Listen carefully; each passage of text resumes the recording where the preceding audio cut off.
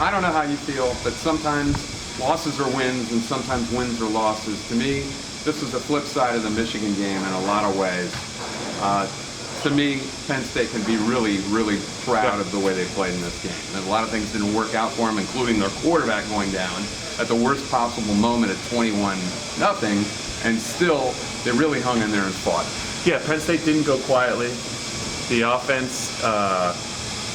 struggled for a long stretch of the game, Dave, but even though the defense got their noses bloodied a little bit, they made the plays and they put Penn State in a position to actually win the game. They're only down 4 going into the fourth quarter. I know the backup quarterback's in, but he was able to do some things. It's really tough to beat this team on the road with the athletes that they have. Look, what I'm going to say when I'm going to sit on a right in a minute is I've seen a lot of teams in previous regimes fold in this place down in the same situation. Yeah. 21-0 down. The snaps at that point were 55 to 25. Yeah. I mean, Penn State's defense had to be on the verge, you thought, of caving, and they did the exact opposite. I thought they just played spectacularly. Yep, I mean, you look at both their losses. I mean, absolutely, they could have beat Minnesota after messing up early.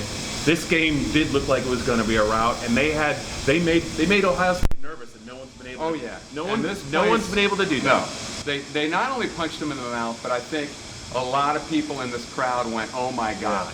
Yeah. And I don't think you can really say necessarily that Ohio State thought the game was over at 21-0, but a lot of us did. I mean, I'm going to say I did. I thought, you know, they don't look like they can score, let alone score 23 or 24 points, and yet they showed a lot of toughness. Now, James Franklin has recruited a lot of speed, a lot of athletes. In my mind, this showed something about toughness that a lot of his teams have not so far. I don't think you can say enough about it. Yeah, and I think this is fair to bring it up. The one that got away killed Penn State today. Justin Fields throwing the ball and running the ball. James said it, the difference in the game. It took them, he made some plays, whether extending the play to make throws or just running on design runs or scrambles, that they didn't really have an answer for. He made some passes that were incredible in this game. They only had 28 points, but you know, this is a guy that Penn State thought they had 2 years ago as the leader of their offense. Joe Moorhead leaves. He decides to move on. Georgia then here, and he's as good as advertised. He's an incredible player. I thought maybe the difference in the game, and just a point about Sean Clifford, I think he's been banged up since the end of the Minnesota game when they said it looked like a cramp. It might have been a little bit more, but James said he hasn't been healthy for a while. He could have played back. He could have won him back in the game, but James didn't want to do it. He was too beat up. The right move. And a gutsy move at that point. And Will Levis, it was so loud. Will Levis and the offensive line, they couldn't communicate. And if they looked disjointed, it's because they were. They were guessing on the snap count. They couldn't really run their. Couldn't run their offense. It's a shame, but they couldn't afford to be in that position. I'll add one more difference between these two teams. A critical difference. The most important score in the game. Yeah. Chris Olave. Yeah. That is a receiver who can go up and wrestle balls away that they don't have. I mean, they tried to have it. Now Juwan Johnson's playing at Oregon after he didn't turn it into that here.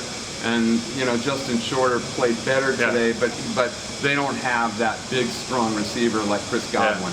And Ohio State does. We can't talk about it here because we're going too long, but I think you're probably going to write something this week, or we're going to talk a little bit about, because this is a quality loss and they have 2 quality losses, a lot of fans are going to be wondering if maybe Penn State still has a shot at the Rose Bowl. And I think they do because of the way they've competed and what might happen with Ohio State and, say, Minnesota in the Big Ten title game. I think that's a possibility. We'll have to talk about it later this week. But these are, is there such a thing as quality losses? Penn State has them, and they have a shot at the 10-win season. They're going to get it. So you got to give this team a lot. They have a lot of heart. There's a lot of dynamics going on in this. And Minnesota still has Wisconsin, a tough game. A lot of things can happen. A lot of heart.